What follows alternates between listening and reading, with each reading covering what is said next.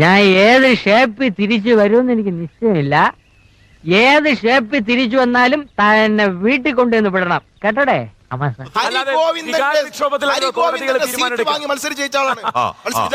അതിൽ ഞാൻ ഇന്ന് ഖേദിക്കുന്നു. നീ ഒന്ന് ഭൂമിയിലേക്ക് ഇറങ്ങിക്കിട്ടാൻ കാത്തിരിക്കായിരുന്നടാ. പിണറായി വിജയൻ തീരുമാനിക്കുന്നു, ഗോവിന്ദൻ പോയി സമ്മേളനം വിളിക്കുന്നു. സമ്മേളനത്തിൽ അല്ല, സഭ്യമായ ഭാഷയിലൊക്കെ സംസാരിച്ചൂടെ നിനക്ക്? ഞാൻ അല്പം മോശം ഭാഷ സംസാരിക്കുന്ന കേൾക്കാൻ സൗകര്യമില്ല. ഞാൻ എന്റെ ജാതകം ഒന്ന് നോക്കിച്ചാലോ എന്ന് ആലോചിക്കായിരുന്നു. ഈ മാനഹാനും ദ്രവ്യനഷ്ടം എത്ര കാലം കൂടി ഉണ്ടെന്ന് അറിയാനോ? സഭ്യമായ ഭാഷയിൽ റിവേഴ്സ് പോകുമ്പോ ആ കണി ഞാൻ ഒന്ന് കണ്ടേക്കട്ടാ. എന്തിന്? കഷ്ടകാലം ആരംഭിച്ചോന്ന് അറിയാലോ. ഗോവിന്ദൻ എന്ന് പറയുമ്പോ ഒന്നില്ലെങ്കിൽ അദ്ദേഹത്തിന് ഇനീഷ്യൽ പറയാം. താൻ ജാതകം നോക്കേണ്ട കാര്യം, തന്റെ ജാതകം ഞാൻ പറഞ്ഞു.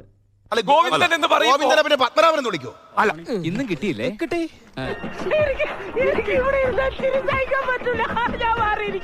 ഗോവിന്ദൻ എന്ന് പറയുമ്പോൾ പിന്നെ പത്മനാഭൻ എന്ന് വിളിക്കോ? അല്ല, ഈ മൊയ്തീനിക്കാന്റെ ഓരോ തമാശകള്. വല്ല കാര്യമുണ്ടോ? എന്തിനാണ് ഇങ്ങനെ ഇല്ലാന്ന് നടക്കണേ? അല്ല, അങ്ങനെയല്ല. ഗോവിന്ദനെ വിളിക്കും, നോക്കൂ, സരിനെ വിളിക്കും. നിങ്ങൾ ഷഫീർ എന്ന് വിളിച്ചോ? എന്റെ അനന്ത താനും മണ്ടന്മാരെ പോലെ സംസാരിക്കാൻ തുടങ്ങി. സാറിന്റെ കൂടെ കൂടെ പിന്നെ ഞാൻ ഇങ്ങനെ ആയത്. അല്ല, സരിൻ വി ഡി സതീശൻ അങ്ങനൊന്നല്ലോ പറഞ്ഞത്. ശ്രീ വി ഡി സതീശൻ എന്നല്ലോ, വി ഡി സതീശൻ സമ്മതിച്ചിരിക്കുന്നു കോട്ടപ്പള്ളി. ഈ കാര്യത്തിൽ താത്വികാചാരനായ എന്നെ താൻ കടത്തി വെട്ടി. വന്നു ഒരു ഉണ്ണാക്കിനും കൊള്ളാതായിട്ടുണ്ട്. ഒരു ഉണ്ണാക്കൻ തിന്ന് മുടിക്കാനായിട്ട് കൂടെ കൂടിയിരിക്കുക. ഇയാളെ കൊണ്ടുനടക്കുന്ന എന്റെ ചെരിപ്പൂരി ചെവിക്കുറ്റിന്റെ അടിയാണ്. ഇന്ത്യൻ നാഷണൽ കോൺഗ്രസിൽ ജനാധിപത്യമില്ല എന്ന് പറയുന്ന ഇദ്ദേഹത്തിന്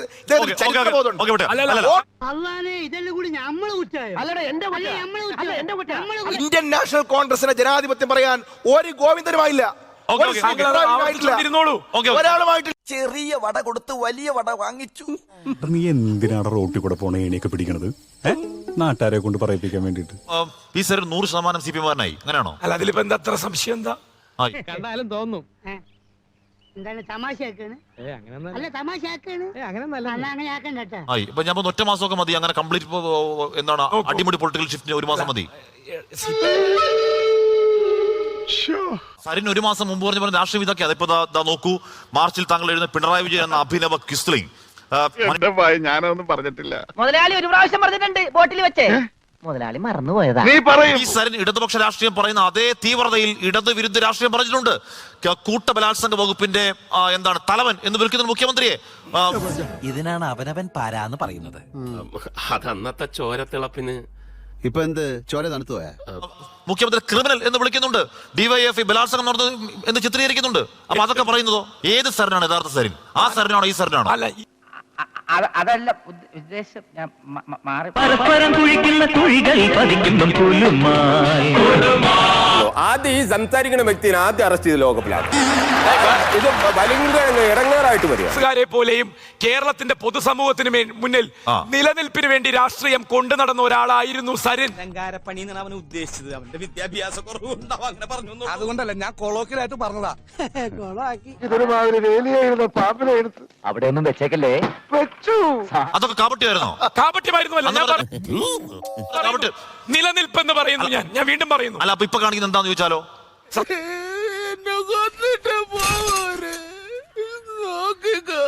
ഉത്തരം പറ.